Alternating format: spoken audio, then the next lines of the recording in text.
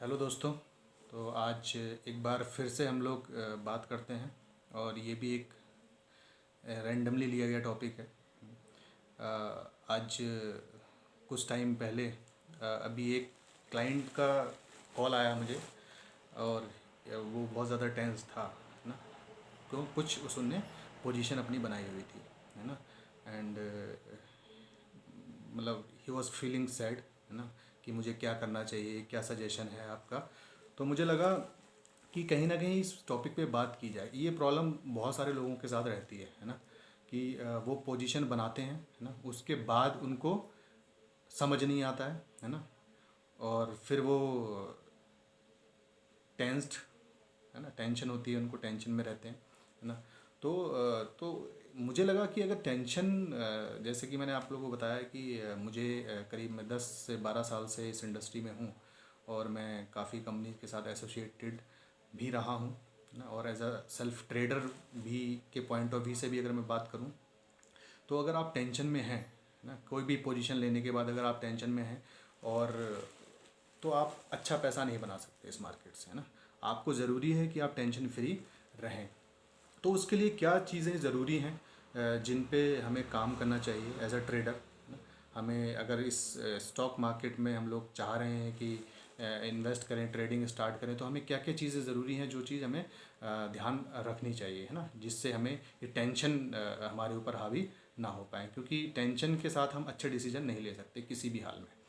तो उससे पहले मैं आप लोगों को कहना चाहूँगा कि आप मेरे इस चैनल को जरूर जरूर सब्सक्राइब करें, है ना। सो दैट जो भी वीडियोस बनाऊँ, जो भी वीडियोस हम लोग बनाएं, उसमें आपको वो आपको मिले और उससे कुछ ना कुछ आपको लर्निंग हो, है ना। आप कुछ ना कुछ चीज़ सीखें और सो दैट उससे आप बेनिफिट ले पाएँ, आप अच्छी ट्रेडिंग, अच्छे ट्रेडर बन पाएँ, ठीक है। तो आप ज़रूर सब्सक्राइब करिएगा। तो ठीक है दोस्तों, हम लोग बात करते हैं कि हमें किस किस चीज़ का पहले हमें ध्यान रखना है। तो सबसे पहले अगर बात आती है कि ट्रेडिंग अगर आप करना चाहते हैं, तो एक रिस्क मैनेजमेंट, है ना, क्या बाय करना है, क्या सेल करना है, वो सेकंड चीज़ है ना। क्योंकि कोई भी मार्केट को 100% प्रिडिक्ट नहीं कर सकता, है ना। तो उसके लिए क्या ज़रूरी है, सबसे पहले आपको ज़रूरी जो है वो ये है कि आपको रिस्क पे काम करना है ना। एक रिस्क को आपको मैनेज करना है, जो आपको खुद समझना है ना। एक ऐसा अमाउंट, आपकी जो भी इन्वेस्टमेंट है, जिस अमाउंट से भी आप ट्रेडिंग कर रहे हैं, उसके अलावा उसमें आपका एक अमाउंट ऐसा होता है कि अगर जो कि इमोशनल फ्री होता है, इमोशन फ्री, है ना, कि अगर वो लॉस हो जाता है तो आपको फ़र्क नहीं पड़ेगा, है ना, आपको नींद अच्छी आएगी। तो एक अमाउंट ऐसा होता है।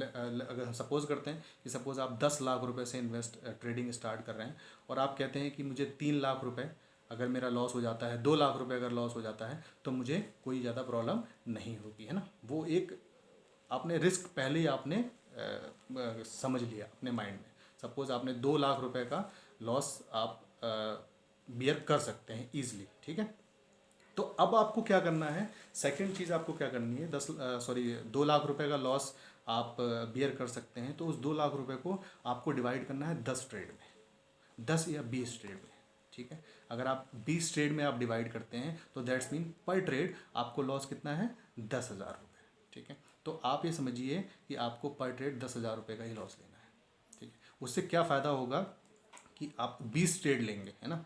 तो आप ये समझिए कि अगर आपका 50% भी सक्सेस रेशियो रहता है तो भी आपको लॉस नहीं होगा, क्योंकि 10 कॉल्स में आपको आएगा, 10 कॉल में आपको जाएगा। और कोई भी अच्छी कॉल्स या कुछ भी होती हैं, उसमें क्या होता है, 1:2 और 1:3 का रेशियो रहता है। 1 रुपये का स्टॉप लॉस तो 2 या 3 रुपये का टारगेट होता है। तो अगर 50-50 का भी रेशियो रहता है तो कहीं ना कहीं आप प्रॉफिट में रहेंगे और आपका जो 2 लाख रुपए जो आपका रिस्क जो आप लेके बैठे हैं, वो आपको लॉस नहीं होगा। तो सबसे पहले आपको ये चीज़ माइंड में रखनी है कि आपको एक अमाउंट ऐसा रखना है, ऐसा समझना है कि उसका ही रिस्क आप लेंगे। सो दैट अब क्या है, उससे आपको क्या फ़ायदा होगा कि आपको क्लियर हो जाएगा कि मुझे इस लॉस में अगर हो जाता है तो मुझे प्रॉब्लम नहीं होगी।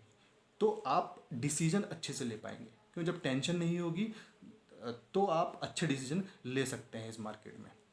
तो पहले आपको ये चीज़ ज़रूर ध्यान रखनी है। क्यों, अगर आपने सारा पैसे का ही रिस्क ले लिया और सारे पैसे का लॉस हो गया, ठीक है, तो फिर आपको रिकवर करने के लिए कोई चांस नहीं बचेगा, है ना। खेल को जीतने के लिए खेल में बने रहना बहुत ज़रूरी है ना, ये बात आप लोग समझते होंगे, है ना।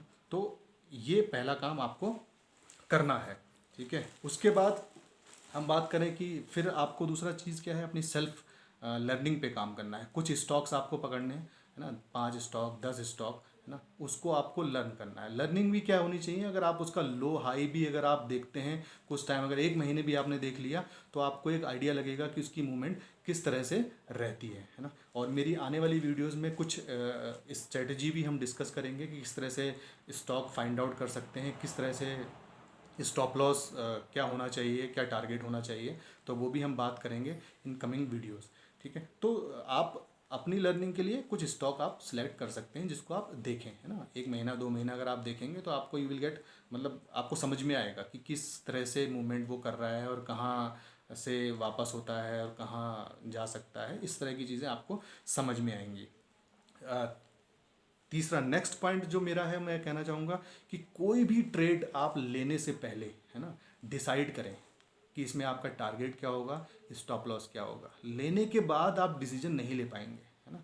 क्यों? क्योंकि अगर आपको लॉस हो रहा होगा देन यू विल वेट, है ना। तो आप डिसीजन ले ही नहीं सकते। ट्रेड आपने डाला है, आप डालने जा रहे हैं, आप कोई चीज़ बाय करने जा रहे हैं, कोई चीज़ सेल करने जा रहे हैं, तो आप पहले डिसाइड करें कि मुझे इसमें लॉस कितना लेना है और मुझे प्रॉफिट कितना लेना है। एक बार डिसाइड कर लिया एंटर करके, और उसी चीज़ पे आपको स्टिक रहना है, ठीक है।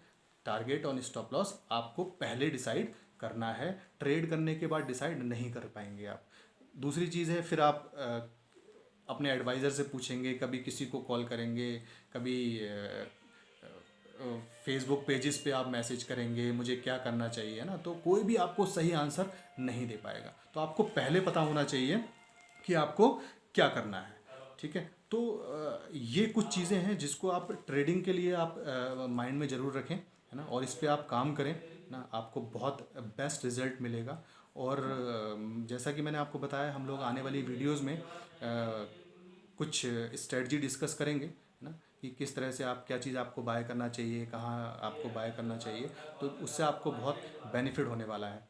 तो आप मेरे साथ जुड़े रहें, है ना, और आप ज़्यादा से ज़्यादा इस चैनल को सब्सक्राइब करें, सो दैट आपको मैं हेल्प कर पाऊँ और आप अच्छा प्रॉफिट ले पाएँ। तो तो इसी के साथ हम लोग एंड करते हैं और मिलते हैं हमारे नेक्स्ट वीडियो में। तब तक के लिए bye bye and take care.